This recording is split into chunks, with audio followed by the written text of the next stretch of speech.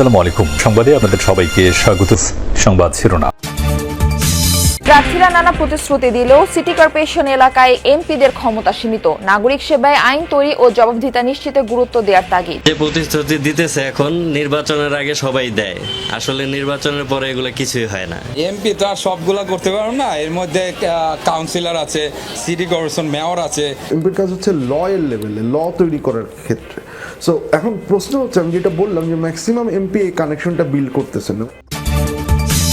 বরিশালে আজ তারেক রহমানের নির্বাচনী জনসভা। নতুন করে মুক্তিযুদ্ধের ইতিহাস বলছে স্বাধীনতা বিরোধীরা। মন্তব্য বিএনপি নেতাদের। ওনার যে এত জ্ঞান মুক্তিযুদ্ধ সম্বন্ধে, এখন স্বাধীনতা মুক্তিযুদ্ধের ঘোষণা কে দিয়েছেন, কিভাবে দিয়েছেন, ওনার জ্ঞানের পরিধি দেখে আমরা খুশি হয়েছি। জামায়াত আমিরের এক্স অ্যাকাউন্ট হ্যাকের অভিযোগ। বঙ্গভবনের সহকারী প্রোগ্রামার আটক। চোরাই পথে আর কাউকে ক্ষমতায় যেতে দেয়া হবে না, হুঁশিয়ারি ডাক্তার শফিকুরের। চোরাই পথে আর কোনো নির্বাচন হবে না, ইনশাআল্লাহ হতে দেওয়া হবে না। সমস্ত চোরাইগুলি বন্ধ করে দেওয়া হবে। ভোট উৎসব ঘিরে উঠছে টাকা। নির্বাচনী পরিচালনায় সরকারি ব্যয় আর প্রচারণায় প্রার্থীদের বিপুল খরচ উস্কে দেবে মূল্যস্ফীতি, মত বিশেষজ্ঞদের। প্রচুর পরিমাণে ব্যানার, পোস্টার, প্ল্যাকার্ড এগুলোর পিছনেও একটা ব্যয় হচ্ছে, সেটাও আসলে বাজারে অর্থের সরবরাহ বাড়াচ্ছে। মূল্যস্ফীতিজনিত যে প্রতিক্রিয়া, মুদ্রা সরবরাহের কারণে এটা হওয়ার কথা। বিতর্কিত ডিপি ওয়ার্ল্ডকে চট্টগ্রাম বন্দরের এনসিটি ইজারা দেওয়ার তোড়জোড়ে বিস্মিত সংশ্লিষ্টরা। টেন্ডার ছাড়াই বিদেশি অপারেটরদের হাতে তুলে দেওয়ার যৌক্তিকতা নিয়ে প্রশ্ন। ভোটারদের মন জয়ে সব ধরনের আশ্বাস, সব সমস্যার সমাধানের প্রতিশ্রুতি দিচ্ছেন প্রার্থীরা। কিন্তু রাজধানী ঢাকা সহ সিটি কর্পোরেশন এলাকার সংসদীয় আসনে একজন এমপির হাতে আসলে কতটুকু ক্ষমতা আছে? ভোটাররা বলছেন, আগেও বহু প্রতিশ্রুতি দেওয়া হলেও সেগুলোর বাস্তবায়ন হয়নি তেমন একটা। উন্নয়ন বিশেষজ্ঞরা মনে করেন, নাগরিক সেবায় আইন তৈরি ও জবাবদিহিতা নিশ্চিতে গুরুত্ব দিতে হবে সংসদ সদস্যদের। ঢাকায় সমস্যার শেষ নেই। গ্যাস সংকট, পানিতে ময়লা আর যানজটে জটিল এক নগর জীবন। সেই নগরে এবার ভিন্ন আবহে এসেছে ভোট। দেশে 12টি সিটি কর্পোরেশন এলাকায় সংসদীয় আসন 32, এর মধ্যে ঢাকায় 15টি আসন। ভোট পেতে শহরের অলিগলিতে এখন প্রতিশ্রুতির ছড়াছড়ি। প্রার্থীরা যাচ্ছেন ভোটারদের আঙিনা উঠোনে, আশ্বাস দিচ্ছেন স্বাস্থ্য, শিক্ষা, নিরাপত্তা সহ সব নাগরিক সমস্যা সমাধানের। সরকার এসে গেছে স্বাধীনতার পরে, এই প্রতিশ্রুতি অনুযায়ী কি রাষ্ট্র পরিচালনা হয়েছে?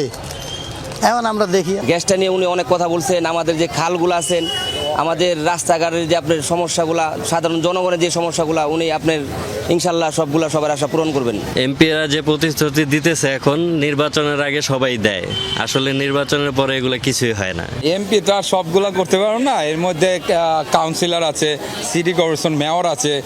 কিন্তু আসলেই কি এত কিছুর সমাধান এমপিদের হাতে আছে? যেখানে সিটি কর্পোরেশন সহ সেবা নিশ্চিতে আছে অনেক কর্তৃপক্ষ। নাগরিক সেবার জন্য রাজধানী ঢাকায় আছে 50টির মতো প্রতিষ্ঠান। এই শহরের নিয়ন্ত্রণ তাদের হাতেই।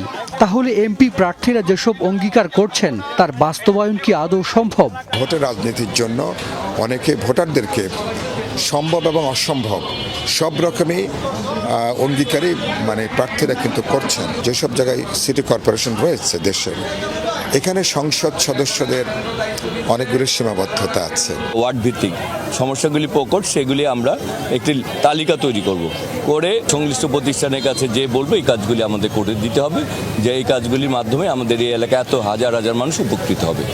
বিশেষজ্ঞরা বলছেন, সিটি কর্পোরেশন এলাকায় সেবা সমন্বয় ছাড়া এমপিদের খুব বেশি কিছু করার নেই। তবে নাগরিক সেবা নিশ্চিতে তারা এমন নীতি ও আইন করতে পারেন যা সেবা পাওয়ার পথ তৈরি করবে। এমপিরও আমার ধারণা এই ধারণাটা পরিষ্কারভাবে নাই অনেকের, যেটা আমি কিভাবে করব।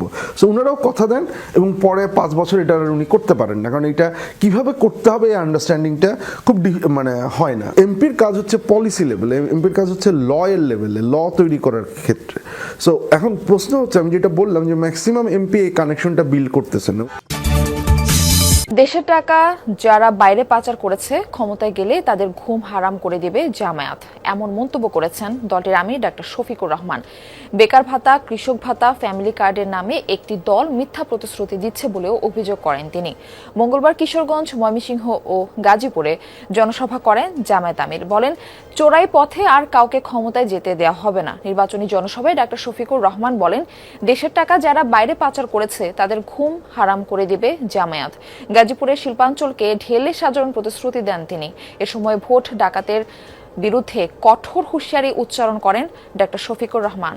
এবারকার নির্বাচন জাতির কিসমত উপযুক্ত রাস্তার উপর দাঁড় করে দেওয়ার নির্বাচন। যুবকরা ইতিমধ্যে জানিয়ে দিয়েছে, আমরা আর ধান্দাবাজি, ধাপ্পাবাজির রাজনীতির সাথে নাই। আমরা কোনো কার্ড এবং বেকার ভাতার সাথেও নাই। আমরা নতুন বাংলাদেশ দেখতে চাই। চলছে নির্বাচনী ডামাডোল, ব্যয় হচ্ছে অর্থ। নির্বাচনকে কেন্দ্র করে বাজারে অর্থের প্রবাহ বাড়ায় উস্কে যাবে মূল্যস্ফীতি।